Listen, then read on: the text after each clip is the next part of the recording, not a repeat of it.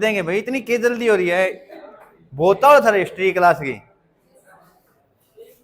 हैं?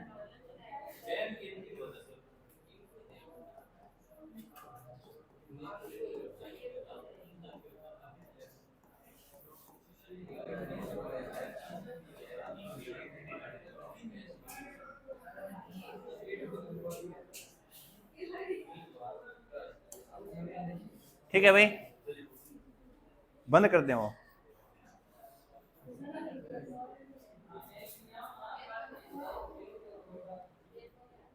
अब ठीक है,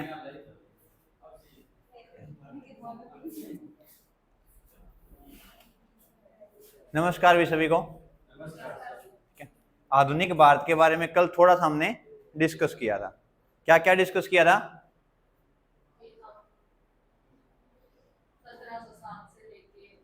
हाँ, फिर कहां से कहां तक पढ़ेंगे? 1707 से लेके 1991 कहां तक है?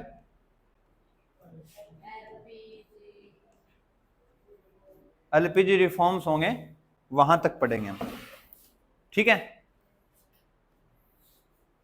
फिर मैंने आपको बताया 1707 से भी कहां तक है। देखो दो चीजें कर सकते हैं हम। एक तो क्या करेंगे हम, 1707 से लेके कहां तक है, ठीक है। दूसरा 47,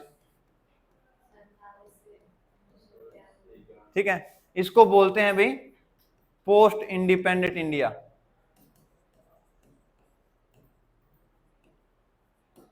ठीक है, भी आजादी के बाद का भारत।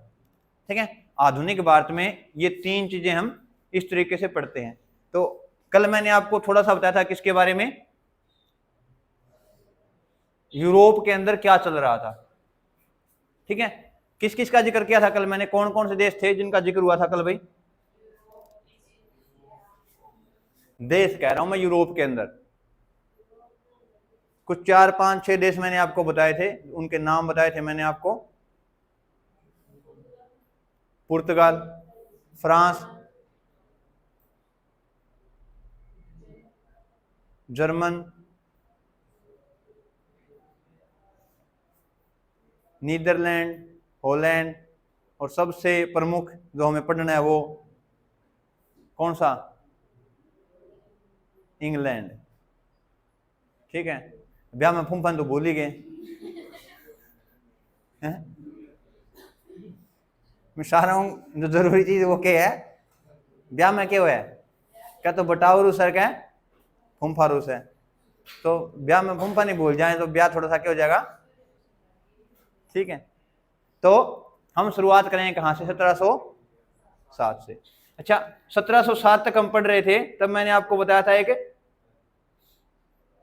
जो प्रारंभिक मुगल साम्राज्य था उसके अंदर जो अंतिम सम्राट था वो कौन था भाई? औरंगजेब। मृत्यु कब होगी उसकी? 1707। ठीक है, किसकी मृत्यु हो जाएगी? औरंगजेब की। आज लिखना है भी साथ में, कभी आज भी आप लिखो ना। ठीक है,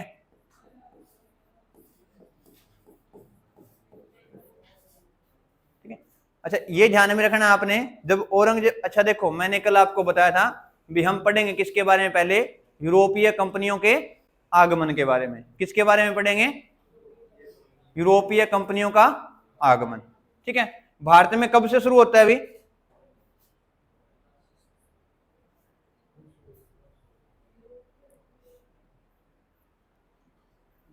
अच्छा, एक इंग्लिश व्यक्ति है वो भारत में आएगा अकबर के दरबार में, क्या नाम था उसका? पढ़ा है आपने? अकबर के दरबार में आया था विलियम हॉकिंस, जहांगीर के दरबार में आया था।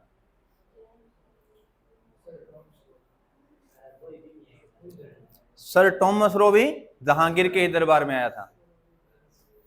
ये ध्यान रखना भी आप एग्जाम के पर्सपेक्टिव के हिसाब से, जो व्यक्ति बाहर से आ रहे हैं बहुत इंपॉर्टेंट है।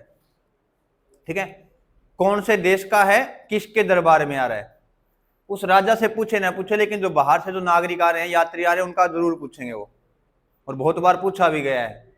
ठीक है, खासकर वनडे एग्जाम के अंदर बहुत बार पूछा जाएगा भी कौन सा व्यक्ति कहाँ का निवासी था या किसके दरबार में वो आया था। ठीक है, कौन आया था अभी अकबर के दरबार में? कौन?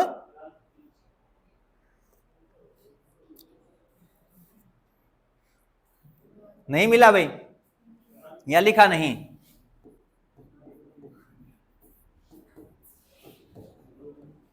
किसके दरबार में आया था? ठीक है, और बाद में ये कहां गया अभी? कहां गया? और किसकी स्थापना की इन्होंने भी? फोन को छोड़ दो भी निर्मल, एक बार जेब में डालो इसको। हाँ, किसकी? मर्चेंट एडवेंचर की। क्या था अभी ये कि ये क्या था भला?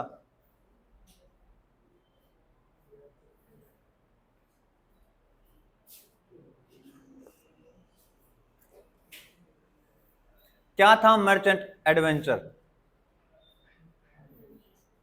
व्यापारियों का एक समूह।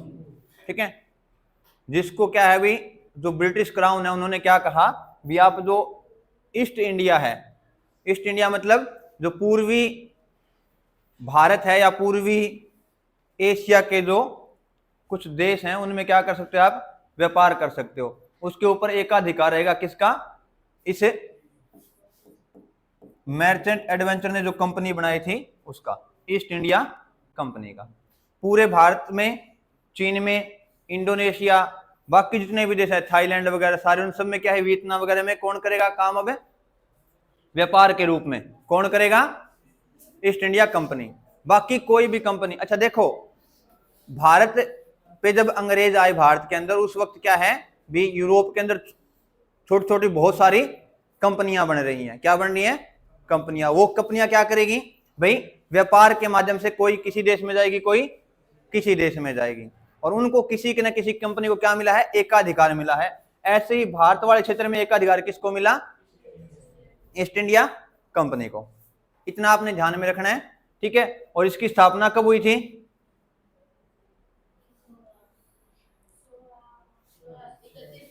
हाँ, 31 दिसंबर 1600। थोड़ी सी आप आदत डालो इस चीज की। अब ये सीधा याद नहीं रखना है हमने, जो अगर डेट कहीं पे है एग्जैक्ट तो वो डेट भी याद रखनी है। अभी बहुत बार पूछा जाता है, नहीं भी ये नहीं, अभी आपने क्लास में एंट्री की है कितनी? 31 दिसंबर को किसकी? और ये क्या है? एक व्यापारियों का समूह है जिसको एकाधिकार प्राप्त है कहां पे व्यापार करने का? भारत के साथ पूरा भारतीय प्रायद्वीप या उपमहाद्वीप है वो। ठीक है, इसके अलावा चीन, इंडोनेशिया है, और बाकी जो देश है सारे उन पे कौन करेगा? केवल बाद में जैसे जैसे चार्टर एक्ट आएंगे तो इसकी पावर क्या कर दी जाएगी? कम कर दी जाएगी। और एक समय पे 1858 का जो एक्ट आएगा उसमें इसको क्या कर दिया जाएगा? अबोलिश कर दिया जाएगा। अभी क्या कर दिया जाएगा इसको? अबोलिश मतलब खत्म कर दिया जाएगा। तो आपको ये ध्यान में रखना है भी, अंग्रेजों की तरफ से कौन? East India company. पहले हम थोड़ा सा पढ़ेंगे किसके बारे में, आज की क्लास में हो जाए कंप्लीट, नहीं तो नेक्स्ट क्लास में हम कर लेंगे। उत्तर मुगल साम्राज्य उसको पढ़ेंगे हम। किसको?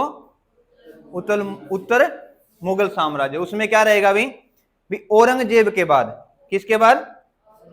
औरंगजेब के बाद जो भी शासक रहे हैं उनके बारे में हम क्या करेंगे? पढ़ेंगे। कुछ एक उनके बारे में जानकारियां जुटाएंगे। कोई व्यक्ति अगर उसके दरबार में आता है तो वो, किसी ने कोई फरमान जारी किया है तो वो, और इसके अलावा भी किसकी सहायता से वो शासन कर रहे हैं, और उसके साथ साथ अगर कोई साथ में राज्य बन रहा है तो उस राज्य की भी थोड़ी सी चर्चा। पहले एक बार उसको पढ़ेंगे, उत्तर मुगल काल को, और फिर इसके साथ बाद में जो उत्तराधिकारी राज्य जिनको बोला जाता है, जैसे अवध है, बंगाल है, उड़ीसा हो गया, हैदराबाद है, कर्नाटक हो गया, इनके बारे में फिर हम पढ़ेंगे। और उसको पढ़ने से पहले हम पढ़ेंगे कंपनियों के बारे में, क्योंकि जैसे हम कर्नाटक पढ़ेंगे तो वहां पे किसका रोल होगा? फ्रांस का और इंग्लैंड का। भारत का कोई राज्य वहां पे नहीं है, अभी कोई भारतीय राजा नहीं लड़ेगा वहां पे, केवल कौन लड़ेगा? इंग्लैंड और फ्रांसीसी आपस में लड़ेंगे। तो पहले कंपनियों के बारे में जानकारी जुटाएंगे। तो आज हम स्टार्ट करेंगे किसके बारे में, उत्तर मुगल काल के जो राजा हैं वो। ठीक है, तो सबसे पहले बात करेंगे हम किसकी, मृत्यु कब हुई भी औरंगजेब की, 1707। जैसे ही मृत्यु होती है औरंगजेब की तो उसके बाद क्या हो जाएगा शुरू भाई, उत्तराधिकार का क्या हो जाएगा, उत्तराधिकार के लिए ग्रह युद्ध शुरू हो जाएगा। क्या हो जाएगा, ग्रह युद्ध। ग्रह युद्ध समझते हो क्या होता है भाई, क्या होता है ग्रह युद्ध,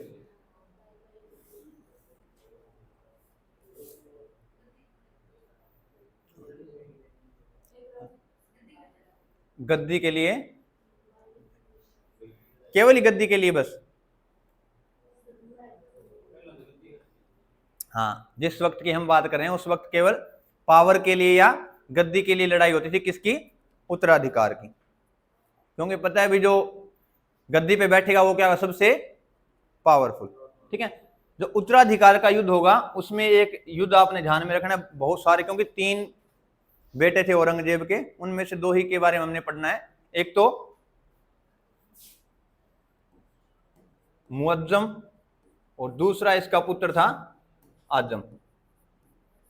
ठीक है, और इनके बीच एक युद्ध होगा जिसको बोलते हैं जाजम का युद्ध। कौन सा युद्ध, जाजम का युद्ध। कब होगा वो, 1707 ईस्वी में। कौन सा युद्ध,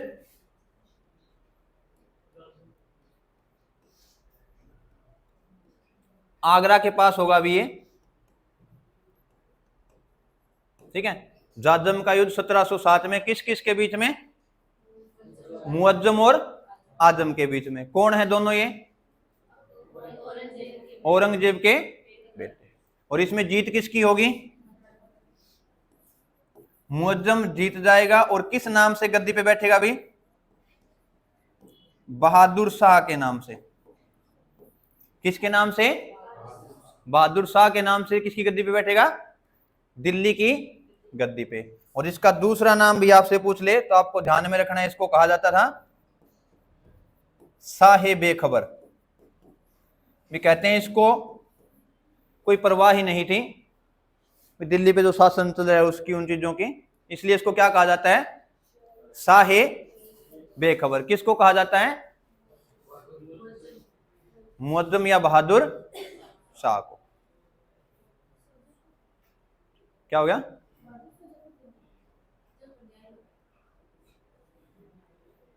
बहादुर शाह जफर भी आएगा, बहादुर शाह जफर द्वितीय भी आएगा। ठीक है, एक बहादुर शाह गुजरात में भी आएगा। ठीक है, पुर्तगाली है, सॉरी फ्रांसीसियों को क्या करेगा, वो जो दमन द्वीप है वो भेंट देगा, उसका नाम भी क्या है, बहादुर शाह है। लेकिन वो मुगल सल्तनत वाला बहादुर शाह नहीं है, गुजरात का शासक था वो। ठीक है,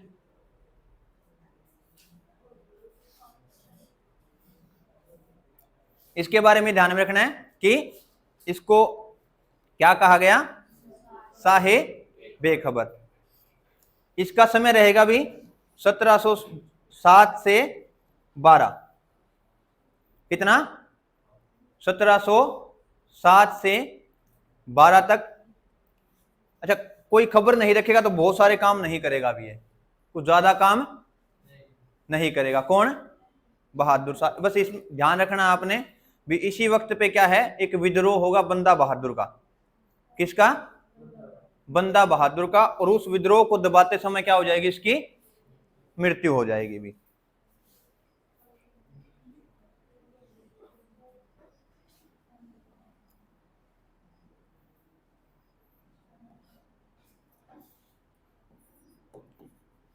कौन होगा, बंदा बहादुर।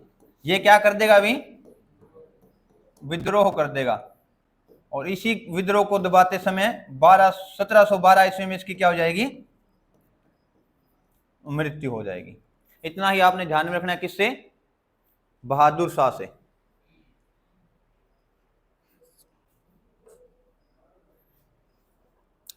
इसके बाद शासक बनेगा भाई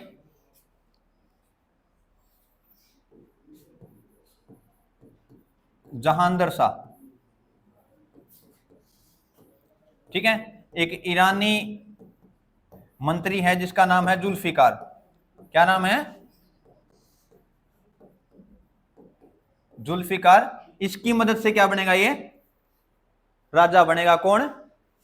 जहांदर शाह। और इसका समय रहेगा 1712 से 14। 1712 से 1714 समय काल किसका रहेगा? अच्छा देखो, लिख लेना है आपने, बट ये रटना नहीं है, याद रह जाए आपको तो ठीक है। इसलिए मैंने कहा भी डेट्स पे क्या है, आपको ज्यादा फंसना नहीं है, क्योंकि बहुत सारी हो जाएंगी फिर, हर एक डेट अगर याद करने पे बैठ जाओगे तो। ठीक है, डेट को ऐसे याद करना है, पढ़ रहे हैं, याद रह गई तो रह गई, बस कुछ एक इंपॉर्टेंट जो युद्ध है जिनका प्रभाव बहुत ज्यादा पड़ा है उनको याद रखना है। ठीक है। अच्छा, इसके प्रभाव से बनता है तो ये क्या करेगा भाई, बहुत से लोगों को क्या करेगा, उपाधियां देनी शुरू कर देगा। क्या कर देगा? उपाधियां देनी शुरू करेगा। मेवाड़ का शासक होता है एक, उसको क्या उपाधि देगा ये? मिर्जा की। किसके कहने पे? जुल्फिकार के कहने पे। किसके कहने पे? मेवाड़ के शासक को किसकी उपाधि देगा? मिर्जा की। किसके कहने पे देगा? जुल्फिकार। ठीक है, इसका नाम आपको मिल जाए तो बता देना, क्योंकि मेरे को ये मिला नहीं था अभी इसका नाम। ठीक है,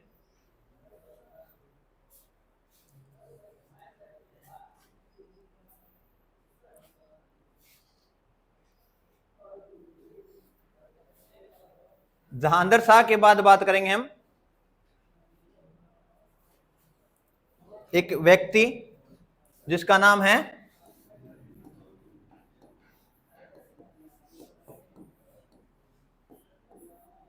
फर्रुखसियर।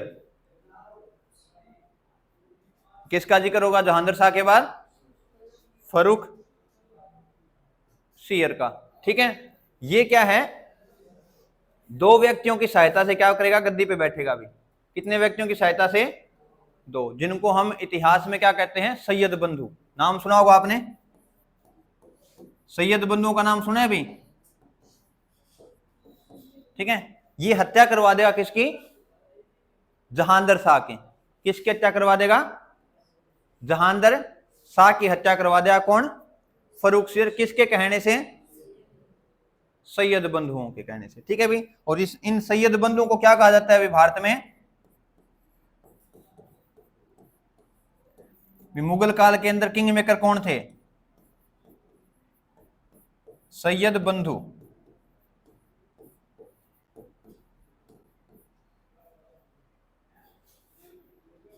क्या हो गया भाई?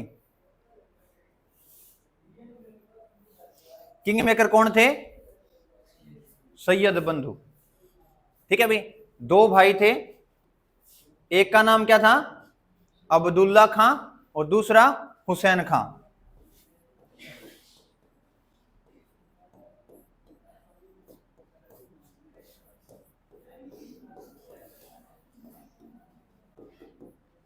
ठीक है, दो व्यक्तियों का ध्यान रखना आपने, सैयद बंधु। इनके बारे में आया भी है एग्जाम में, 2-3 बार पूछा गया इनके बारे में भी, सैयद बंधु उनके नाम क्या थे? तो एक तो थे अब्दुल्ला खां, दूसरा हुसैन खां।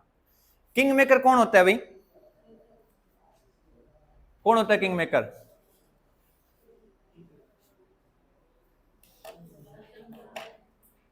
जो राजा बनाता हो। किस तरीके से?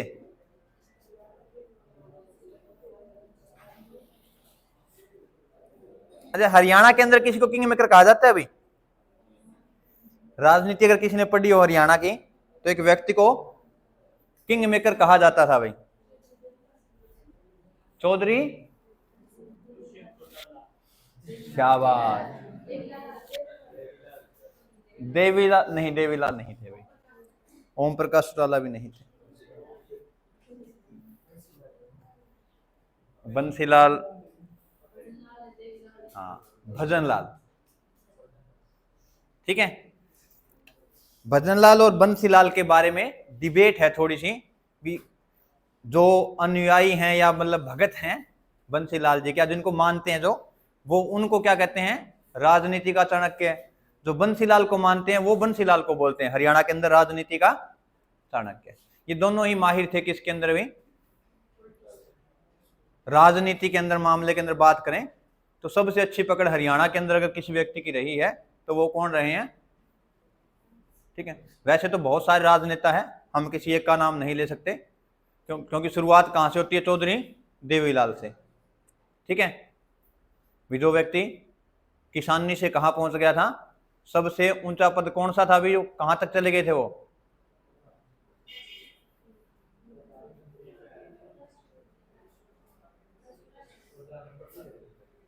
देवीलाल प्रधानमंत्री रहे हैं।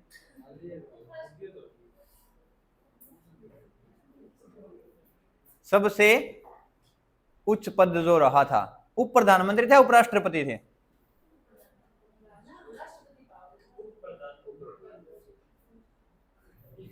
उपराष्ट्रपति के पद तक, कहां तक है, उपराष्ट्रपति के पद तक गए थे भी, ठीक है। अच्छा ये भी शुरू कर दो भाई थोड़ा आप साथ में हरियाणा पढ़ना, क्योंकि सीईटी होगा आप लोगों के लिए, ठीक है। ये तो जो हो रहा है वो हो रहा है, जो घटनाएं घट रही है वो हमारे बस की बात नहीं है, ठीक है। लेकिन नेक्स्ट होगा उसके लिए साथ में आपने तैयारी करनी पड़ेगी भी, ठीक है। हाँ, भरोसा नहीं उठाना है सिस्टम से, सिस्टम के हिसाब से ही भर्तियां होंगी भाई, ठीक है। कुछ ना कुछ तो सुधार होगा चीजों में, ठीक है। तो क्योंकि देखो होता है कई बार क्या होता है भी, ऐसा एकदम से बैकलॉग लगता है तो क्या होता है भी, मन सा टूट जाता है, तो बच्चे तैयारी करते हैं, वो कोई जॉब कर रहा है, एकदम से ये सुना किसी का रिश्ता हो गया जॉब की वजह से, ठीक है। तो कुछ तो देखो चीजें परेशान करती हैं भी ये, ठीक है। तो ये नहीं सोचना है, ये नहीं तो और सही, एग्जाम आएंगे, एग्जाम हो जाएगा, ठीक है, ठीक है। एक है ना आजकल एक जोक चल रहा है, ठीक है, खासकर जो इंस्टा रील है ना उसमें बहुत बार आता है वो, जब आप स्क्रॉल करोगे तो, ठीक है। भी एक महीप नाम से सरदार जी हैं जो कॉमेडी करते हैं, नाम सुना है किसी ने, महीप सर का, ठीक है। तो वो बोले भी कुरुक्षेत्र के अंदर क्या हुआ था, महाभारत का युद्ध हुआ था, ठीक है। तो वहां पे युद्ध के अंदर कृष्ण ने कहा था, एक श्लोक होगा सभी को याद होगा, आपने फोटोज में देखा भी होगा, कर्मण्येवाधिकारस्ते मा फलेषु कदाचन, ठीक है। भी कर्म करो, फल की चिंता ना करो। फिर वो कहते हैं भी हरियाणवी जो लोग हैं वो एक अलग ही इसका मीनिंग निकालते हैं, वो कहते हैं देखी जागी, ठीक है। पूरे श्लोक का इतना सा मीनिंग है कि देखी जागी, काम करना है, ठीक है। मीनिंग तो यही आता है अंतिम में, भी कर्म करें फल की चिंता ना करें, तो यही हो गया भी हमें काम करना है, होगा वो देखा जाएगा, ठीक है। अच्छा रेडी वाले फल और इस फल में बहुत अंतर है भाई, अभी उस दौर में पहुंचे नहीं हो आप, ठीक है। फिर पता लग जाएगा कर्म वाले फल में और रेडी वाले फल में कितना अंतर है, ठीक है। कि देखो होता है ऐसा, आप जैसे बहुत बार आप लोगों ने देखा भी होगा कि जब रिसोर्स नहीं होते तो जो मनपसंद चीजें होती हैं उनको क्या करना पड़ता है, छोड़ना पड़ता है, ठीक है। और अभी तो क्या है भी, हम भी पापा के साथ हैं, पापा दे रहे हैं तो हम अपनी इच्छाएं उनकी पूर्ति कर लेते हैं, लेकिन जब एज थोड़ी सी बढ़ेगी फिर प्रेशर आएगा, तब सोचना पड़ेगा चीज़ों को, क्योंकि बहुत सारी डायमेंशन हो जाएंगी फिर आपकी आय की, भी ये यहाँ जाएगा, ये यहाँ जाएगा, ये यहाँ जाएगा, ये यहाँ जाएगा, ठीक है। तो हम कहाँ थे भाई, अब्दुल्ला खां और हुसैन खां, इन्होंने मिलके 4 व्यक्तियों को क्या बनाया, शासक बनाया था, इसलिए इनको क्या कहा जाता है, किंग मेकर, ठीक है। तो फर्रुखसियर के बारे में थोड़ा सा जान लेते हैं हम, एक इसको क्या कहा जाता है अभी,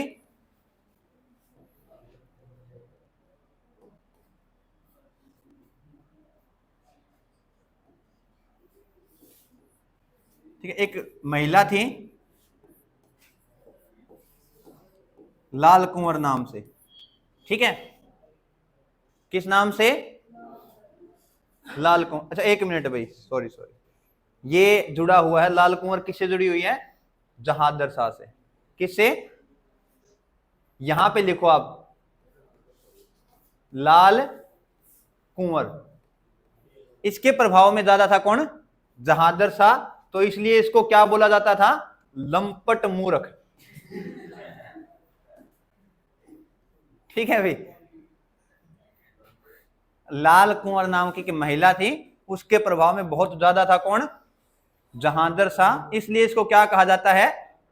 लंपट मूर्ख। क्या होता है लंपट मूर्ख? क्या होता है भाई? उत्कृष्ट कोटि का मूर्ख। ठीक है भाई, भाई हाँ भाई, जो मूर्खों की जो सबसे टॉप क्वालिटी होती है, ठीक है, हाँ, वो कौन था? जहादर शाह। ठीक है, और ऐसा नहीं मन में दिमाग में बना लेना है भी अगर महिला साथ है तो आदमी मूर्ख हो जाएगा। ठीक है, तो ऐसी सोच भी नहीं रखनी है।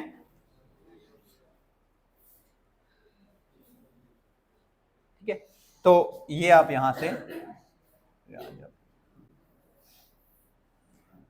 अच्छा फर्रुखसियर को क्या कहा जाएगा भाई? इसका भी एक नाम है, इसको बोलते हैं घृणित कायर। क्या बोला जाता है इसको?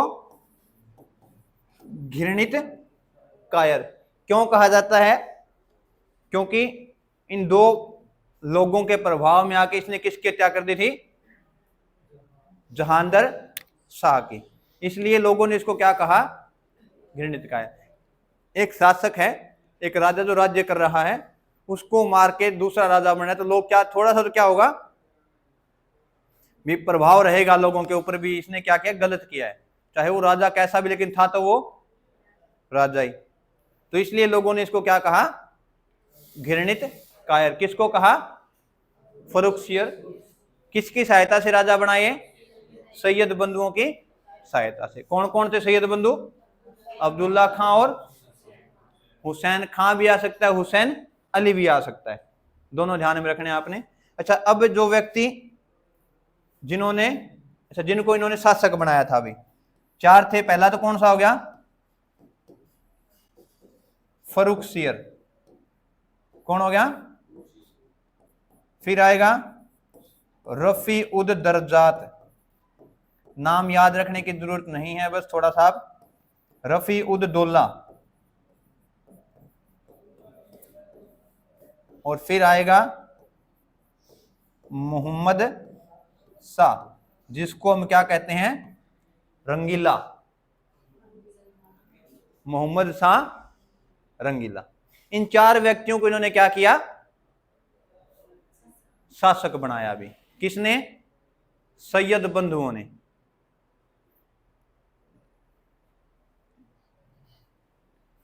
फर्रुखसियर का दूसरा नाम, या क्या कहते हैं फर्रुखसियर को भी?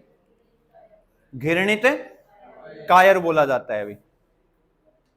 ठीक है, इसी के समय में, ठीक है, अच्छा इसका शासन काल रहेगा 1712 था ना भी अंतिम, ये रहेगा 1712 से 19 तक।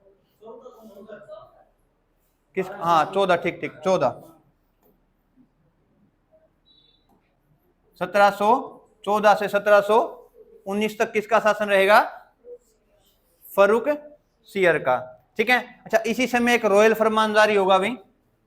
क्या है? ठीक है, क्या होगा? एक शाही फरमान जारी करेगा कौन? फर्रुखसियर। किसको भाई? जो कंपनी है उसको। ठीक है, कब? 1717 में। कब करेगा? 1717 में। ये ध्यान में रखना है, बहुत इंपॉर्टेंट है भी ये। ठीक है, इसकी वजह से पूरा कायाकल्प ही हो गया था भारत का भाई। अगर ये ऐसा शाही फरमान लागू नहीं करता तो हो सकता था भी कंपनी इतने बड़े लेवल पे भारत पे शासन नहीं कर पाती। तो ये क्या था भी शाही फरमान? इसके अंदर कंपनी को अनुमति दी गई कि भारत के अंदर आप क्या करोगे? कर मुक्त व्यापार करोगे। क्या करोगे? कर मुक्त व्यापार। ये सबसे बड़ा फैक्ट था। भी कर मुक्त का क्या मतलब, अभी आप सामान लेके आओगे उस पर टैक्स नहीं लगेगा, आप कहीं पे भी बेचो उसको, जो भी मुनाफा होगा वो सारा आपका। वरना क्या था पहले, भी जो चीजें आप बेचोगे उस पर भी टैक्स लगेगा, और जो मुनाफा होगा उसमें भी क्या करना पड़ेगा, आपको टैक्स देना पड़ेगा। तो दोहरी मार पड़ती थी अंग्रेजों को। पहले तो सामान आया, जैसे अब भी तो होता है, भी बाहर से कोई चीज आती है तो उस पर एक्साइज ड्यूटी लगती है। क्या लगती है? Excise duty. और भारत के अंदर आ गए तो उस पर क्या शुरू हो जाएगा? जीएसटी। ठीक है। तो ऐसे देखो कई सारे देश हैं भारत के जिनके साथ भारत के कैसे संबंध है? मुक्त व्यापार। वो कर मुक्त लगाओ चाहे ऐसे मुक्त व्यापार। तो मुक्त व्यापार में क्या होगा, भी आने जाने के बीच में जो लगेगा वो चार्ज नहीं लेगी सरकार। अंदर जो हो रहा है वो अलग बात है, लेकिन जो आप व्यापार करोगे आपस में उसके ऊपर कोई ड्यूटी चार्ज नहीं लगेगा आपके। ठीक है। तो ऐसा फरमान किसने जारी किया? फर्रुखसियर ने। क्यों किया? कोई कारण तो रहा होगा, या बिना कारण एक दिन सुबह उठा मन में चलो ईस्ट इंडिया कंपनी को एक फरमान जारी करते हैं, कर मुक्त व्यापार करो आप। कुछ तो ऐसी बात रही होगी।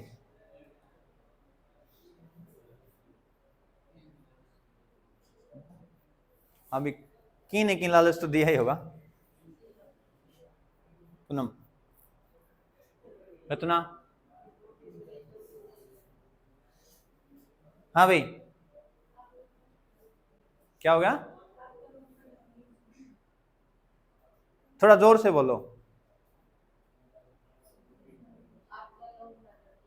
आपके लोभ में कर दिया होगा। अच्छा देखो, राजा है ये, ठीक है, इसके पास बहुत सारा साम्राज्य है भारत का, इसको क्या लालच हो सकता है?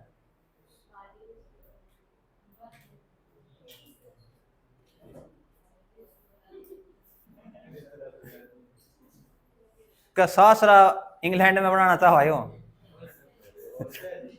लालच तो यही हो सकता है फिर। ठीक है। अच्छा देखो, इसके बारे में कहा जाता है भी इसको एक लाइलाज बीमारी थी, ठीक है, जिसका इलाज एक अंग्रेजी डॉक्टर था हैमिल्टन नाम से। किस नाम से?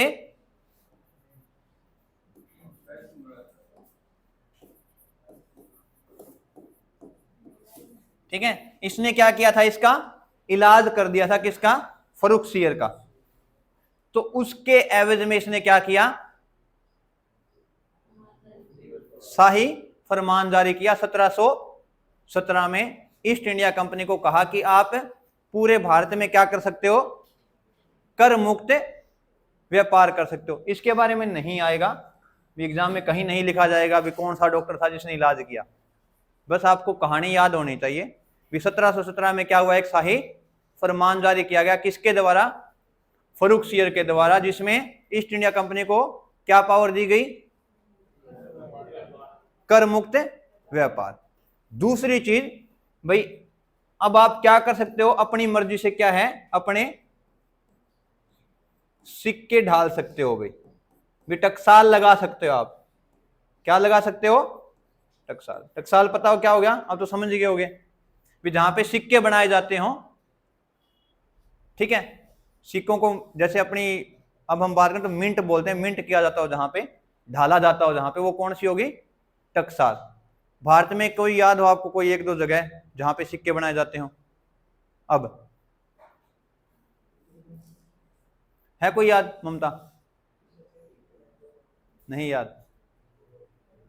किसी को कुछ पता हो? अच्छा एक काम करना, आप सारे सिक्के घर पे जाके देखना, वहां पे जो सिक्का होता है ना उसके नीचे ना बिल्कुल जैसे वहां पे नंबरिंग लिखी होती है, उसके नीचे कहीं पे डॉट कहीं पे स्टार ऐसा लिखा मिलेगा उसके नीचे। ठीक है। उनका अलग अलग मीनिंग होता है भी ये कौन सी मिंट से बना है, कौन सी टकसाल से बना है। ठीक है। तो आप चेक करना। और भारत के अंदर प्रमुख जो है वो है एक तो नोएडा के अंदर, एक हैदराबाद के अंदर। कहाँ पे? एक नोएडा और एक हैदराबाद के अंदर। तो ये चीजें भी ध्यान रखनी है आप लोगों ने। ठीक है। जो रुपया है भाई, इसको छापने का काम कौन करता है? कौन करता है? आरबीआई। क्या है आरबीआई? फुल फॉर्म क्या होती है आरबीआई की? रिजर्व बैंक ऑफ इंडिया, जिसको बैंकों का बैंक भी कहा जाता है। कब बनाया गया था ये? 1 अप्रैल 1935। तो उससे पहले बैंक नहीं थे? किस नाम से था तो?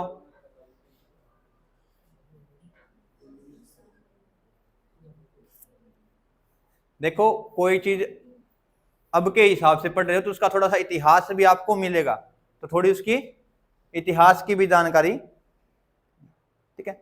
1935 में एक एक्ट आया था, उसके तहत क्या किया गया? आरबीआई की स्थापना की गई, ठीक है। आपने पढ़ा हुआ संविधान के अंदर भी बहुत सारा हिस्सा संविधान का कहां से लिया गया है? भारत शासन अधिनियम 1935 से लिया गया है, पढ़ा ना आप सभी ने, ठीक है। तो उसी के अंदर एक ये चाहा भी आरबीआई की स्थापना होगी, ठीक है। और ये क्या करेगा? जितनी भी पैसे से जुड़ी जितनी भी चीजें सारी वो कंट्रोल कौन करेगा? आरबीआई करेगा, ठीक है। इसके बाद अलग अलग डिपार्टमेंट आ जाते हैं भी, जो अलग अलग लेवल पे काम करते हैं। छापने का काम कौन करेगा? केवल आरबीआई, ठीक है। अच्छा देखो, आरबीआई के पास पावर है, वो पैसे छाप सकता है अभी, तो फिर तो वो मशीनें लगा देनी चाहिए। ऐसा हो सकता है भाई, जैसे हमें मशीन मिल जाए, क्यों नहीं होगा? अच्छा, पैसा मार्केट में आएगा तो आर्थिक स्थिति कैसे खराब होगी?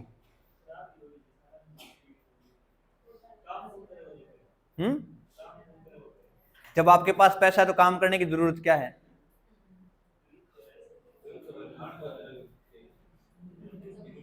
हैं? सबके पास थोड़ी नहीं है पावर, अगर आएगी तो सबके। देखो, आपने अभी देखो सुना होगा आप लोगों ने जिक्र कि जो अमीर गरीब का जो रेशो है वो इन 10-15 सालों में बहुत ज्यादा बढ़ गया। अभी भारत की भी 90 से 92% जो संपदा है वो केवल 1% लोगों के पास है, बाकी बच गई 7-8% वो पूरे 99% लोगों के पास है। तो ये गैप क्या है? बहुत ज्यादा है। आपने सही कहा भी आर्थिक स्थिति क्या हो जाएगी? खराब हो जाएगी, पैसा अगर बहुत ज्यादा मार्केट में आ गया तो। क्यों? क्योंकि जो पैसे की कीमत है वो क्या हो जाएगी? कम हो जाएगी, और महंगाई क्या हो जाएगी? बढ़ जाएगी। खाने पीने की चीजें रहेगी, सारा कुछ आएगा, लेकिन उसका क्या हो जाएगा? जो महंगाई है वो बहुत ज्यादा। जिम्बाब्वे का जिक्र सुना होगा आपने, जहां से 4-5 साल पहले, ठीक है, टमाटर 20-20 हजार रुपए किलो मिलते थे वहां पे। उन्होंने भी ऐसा ही किया भी पैसा कम है तो क्या कर दें? छापना शुरू कर दें। पैसे की क्या कर दें? कीमत। पहले 100 रुपए का नोट था, उन्होंने क्या 10-10 हजार के क्या बना दिए? नोट छाप दिए, ठीक है। तो ये किस में पढ़ोगे आप? हाँ, इकोनॉमी जब पढ़ोगे तो वहां पे, ठीक है। देखो, चीजें पढ़नी है तो एक तरीका होता है सब चीजों को पढ़ने का। सबसे पहले आपको समझ में आना चाहिए किस चीज की जानकारी होनी चाहिए आपको, जब खासकर सब्जेक्ट पढ़ रहे हो तब इकोनॉमी का क्या होना चाहिए? आपको ज्ञान होना चाहिए अच्छे से। हिस्ट्री पढ़ोगे आप, अच्छा ज्योग्राफी में इसका ज्यादा इंपैक्ट नहीं है, लेकिन चाहे पॉलिटिकल नीतियां बनेगी वो भी किसके आधार पे बनेगी? हमारी इकोनॉमी के हिसाब से, ठीक है। राज्य के अंदर शक्तियों का बंटवारा होगा, वो चीजें भी किसके थ्रू होगी? इकोनॉमी के थ्रू, ठीक है भाई। इतिहास है तो इतिहास में भी हर जगह क्या आएगा? आपको पूछा जाएगा प्रशासनिक व्यवस्था कैसी थी किसी वक्त किसी राजा की, तो आपको इकोनॉमी समझ में आएगी, तभी आप क्या कर सकते हो वहां पे, ठीक है। कल टेस्ट है आपका, उसमें आपको ये महसूस भी होगा इकोनॉमी कितनी इंपॉर्टेंट है एग्जाम के हिसाब से, ठीक है। तो आरबीआई के पास पावर है किस चीज की? मनी सर्कुलेट करने की, ठीक है। तो शाही फरमान 1717 में सिक्के ढाल सकते हैं और ये क्या कर सकते हैं? कर मुक्त व्यापार। बाद में जो युद्ध होंगे 1757 का और 1764 का, उसमें क्या होगा? इनको क्या मिले? दीवानी राइट्स भी मिल जाएंगे, कर भी आप यहीं से करना शुरू कर दो। पैसा बाहर से लाने की जरूरत नहीं है, आप कहां से लो? भारत से, ठीक है। फरुखशियर के बारे में क्या होगा ध्यान में रखना आपने, नाम क्या था? घृणित कायर। एक क्या चीज की इसने? शाही फरमान जारी किया, ठीक है। अच्छा, इसके बारे में जैसे हम नॉर्मल सी बात है, भारत में कहानियां तो बनेंगी भाई। अब कहते हैं भी शाही फरमान दिया गया भी किसको, ईस्ट इंडिया कंपनी को, ठीक है। ऐसी ही कहानी किसके बारे में है, विलियम्स हॉकिंस के बारे में। कहते हैं जहांगीर ने विलियम हॉकिंस को कहा कि भाई आप व्यापार कर सकते हो, तो वो क्या करेगा विलियम हॉकिंस, एक ऐसा कहते हैं भी तिरपाल टाइप एक कपड़ा लेके आ गया, तो क्या था, हाँ, बढ़ सकता था। तो उसने कहा सर ये इतना है, इसके अंदर जितना क्षेत्र आएगा उस पर क्या करेंगे, हम व्यापार करेंगे। और कहते हैं वो लग गया खींचने, ठीक है, वो इतना सा एरिया, बहुत सारा एरिया हो गया। फिर कहानियां हैं बनती हैं भाई, बस याद रखने के लिए, ठीक है। तो यहां से किसकी शुरुआत होगी, भारत के अंदर नींव शुरुआत हो पड़ गई किसकी, ईस्ट इंडिया कंपनी की मजबूती की।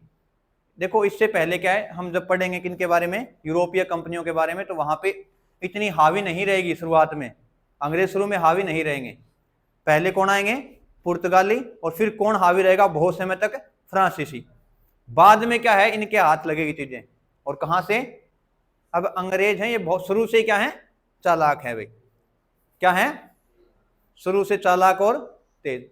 इन्होंने देखा भी छोटे छोटे राज्यों को पकड़ने का कोई फायदा नहीं है, मोटी मछली के हाथ डालना चाहिए, किसके, और उस वक्त मोटी मछली कौन थी भाई, मुगल। भी अगर मुगल हमारे साथ हो गए तो हम क्या कर सकते हैं, पूरे भारत में बहुत सी जगह पे क्या कर सकते हैं, व्यापार कर सकते हैं।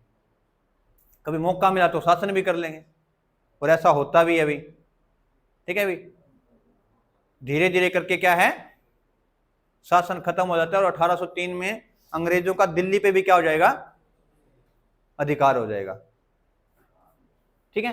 तो यहां से इन दो के बारे में ज्यादा ध्यान नहीं रखना आपने, किसके बारे में, रफी-उद-दौला और रफी-उद-दरजात के बारे में। मोहम्मद शाह के बारे में आपको पढ़ना है, एक बहुत लंबा समय रहेगा मोहम्मद शाह का भी, 1719 से 1748 ईस्वी तक। किसका शासनकाल रहेगा अभी ये, मोहम्मद शाह का। इसको क्या कहा जाता है इतिहास में, रंगीला, ठीक है भाई। और किसकी सहायता से शासन कर रहे हैं अभी ये,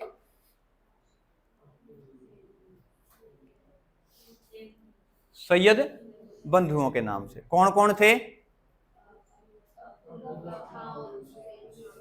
हुसैन अली या हुसैन खां और अब्दुल्ला खां, ठीक है। मोहम्मद शाह, रंगीला। रंगीला क्यों कहते थे भाई, रंगीला कौन होगा अभी अपने कल्चर में ले तो आप,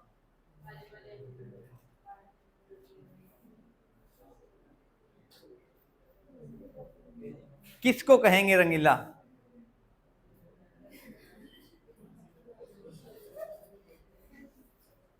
क्या हो गया, पारुल को क्या कह दिया मंजू ऐसा है,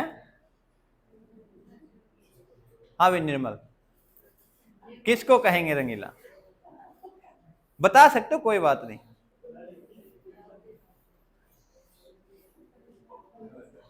वो बताएगा भी, उसको बड़ी हंसी आ रही है, उसको इसने बताया कुछ ना कुछ तो।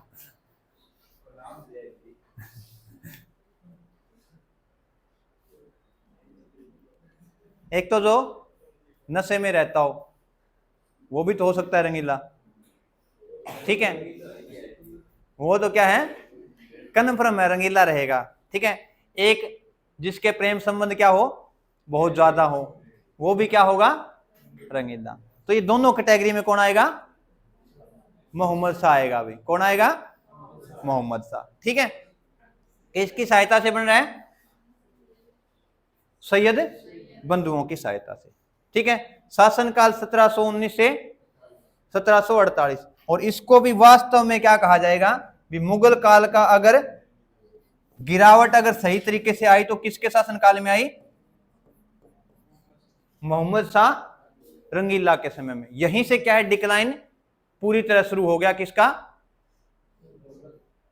मुगल वंश का, ठीक है। पहले तो फिर भी क्या, क्योंकि सेना थी, सेना बहुत बड़ी थी, तो उसमें क्या था भी, कुछ ऐसे सेनापति रहे जो क्या कर रहे थे, काम कर रहे थे अपना, राजा चाहे कैसा भी हो, ठीक है। भी शासन के हिसाब से क्या करे थे, वो काम कर रहे थे। लेकिन इसके समय में क्या हुआ, पतन होना शुरू हो गया। क्यों हो गया, क्योंकि इसकी जो हरकतें थी उस हिसाब से क्या हुआ कि जो राजस्व वो क्या होगा, बिल्कुल कम होना शुरू हो गया। तो इससे क्या हुआ, जो सेना के अंदर क्या हुआ कि अब राजस्व पैसा नहीं है तो सैलरी भी कहां से देंगे भाई। तो जो व्यक्ति थे, जो लोग थे सेना में काम कर रहे थे, उनको क्या हो गया, अभी वेतन मिलना बंद हो गया। तो वहीं से भी क्या शुरू हो गया, विद्रोह। यहां तक पावर रहेगी मुगल सेना की, और यहां से क्या शुरू हो जाएगा, पतन शुरू हो जाएगा। किसका, मुगल सेना का भी। पहले तो शासकों का हो रहा है, अब क्या शुरू हो गया, सेना का भी शुरू हो गया। और यहां से क्या है, फिर धीरे धीरे जाके 1857 में बिल्कुल ही खत्म हो जाएगा। ठीक है भाई। अच्छा, इसके बीच में कोई घटना होती है भी ऐसी भी जिसको हम याद रखें, 1719 से के बीच में और 1748 के बीच में कोई बाहरी आक्रमण हुआ हो भारत पे? नाम लूंगा आपको याद आ जाएगा, पहले आप बताओगे नहीं। 1748 के बाद आता है, 61 बीच में नहीं आता।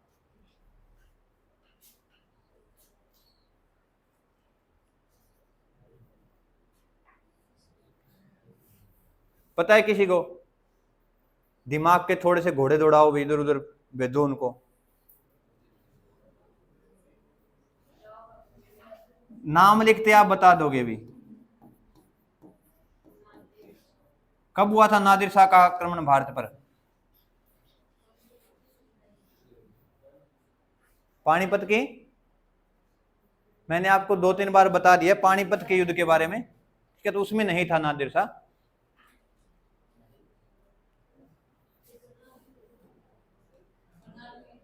करनाल का युद्ध, ठीक है भाई। करनाल का युद्ध कब हुआ था?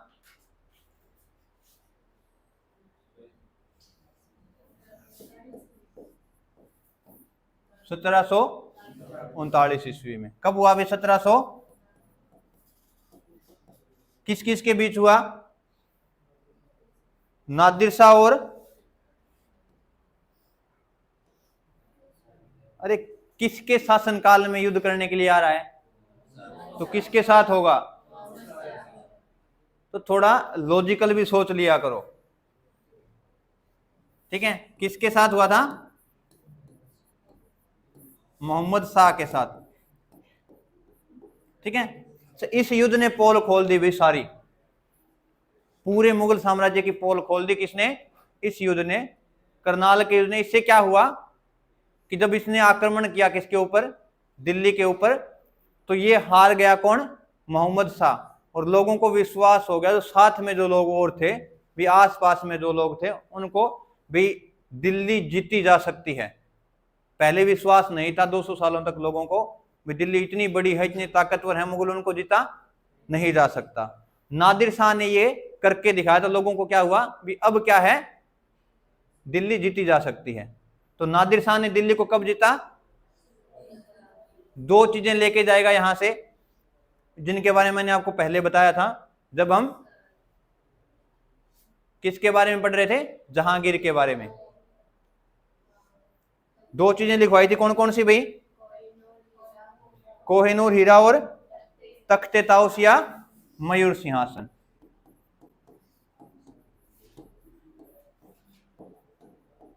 ठीक है। और दूसरा तख्ते ताउस, जिसको क्या कहते हैं भी, मयूर सिंहासन भी कहा जाता है।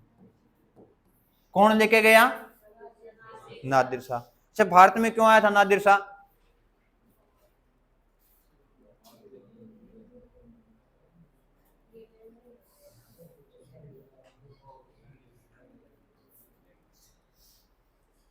क्यों आया था भाई? हैं? कोहिनूर हीरा मतलब क्या है भी? लालच में। देखो, भारत के अंदर जितने भी आ रहे हैं विदेशी व्यक्ति जो आक्रमण, वो एक ही लालच में आते हैं। भारत बहुत समृद्ध देश है और यहां से क्या मिल सकता है हमें? धन संपदा बहुत मिल सकती है, इसीलिए आ रहे हैं। और ये भी इसीलिए आया था। कहते हैं लगभग 50 दिन रुका था नादिर शाह दिल्ली के अंदर, ठीक है। कितने दिन? जीतने के बाद 50 दिन, और बहुत ज्यादा कत्लेआम किया इसने। किसने? नादिर शाह ने। जैसा मैंने आपको बताया था, पहले भी कुछ युद्ध ऐसे हुए हैं जिनमें कत्लेआम क्या है, बहुत ज्यादा किया गया। उसी के अंदर इसको जोड़ लो भाई, करनाल के युद्ध को, ठीक है। इसमें भी कहा जाता है भी पूरी दिल्ली के अंदर किसी को नहीं बख्शा गया, चुन चुन के लोगों को मारा गया। 50 दिन तक पूरा कत्लेआम किया किसने? नादिर शाह ने। और इसी नादिर शाह का एक सेनापति भारत में दोबारा आक्रमण करने के लिए आएगा। किस नाम से? अहमद शाह अब्दाली के नाम से। किसके नाम से? अहमद शाह अब्दाली, ठीक है। किसके साथ युद्ध होगा अहमद शाह अब्दाली का? मराठों के साथ। किसके साथ होगा वो हम आगे पढ़ेंगे, आगे जो आएंगे मुगल बादशाह, उनके बीच में कहीं जिक्र आएगा अहमद शाह अब्दाली का, तो वहां पढ़ेंगे, ठीक है। तो नादिर शाह ने 1739 में किसको जीता? दिल्ली को। और मोहम्मद शाह को इसने क्या कर दिया? हरा दिया। लेकिन जब गया तो वापिस इसने क्या किया? मोहम्मद शाह को गद्दी सौंप दी, भाई हमने जो लूटपाट कर ली वो अपन अपना संभालो। हाँ हाँ, भी मैं खिंडाया मिंडाई करनी वा कर दी, इथे समेटो, ब्याह में हो नहीं। भी मैं तो नाचा कूदी करना आया, ये समान बर्तन थे गिनो ही। ठीक है, तो यहां तक हमें ध्यान में रखना है। किसके? मोहम्मद शाह तक। आज इतना ही, बाकी कल करेंगे भी, ठीक है।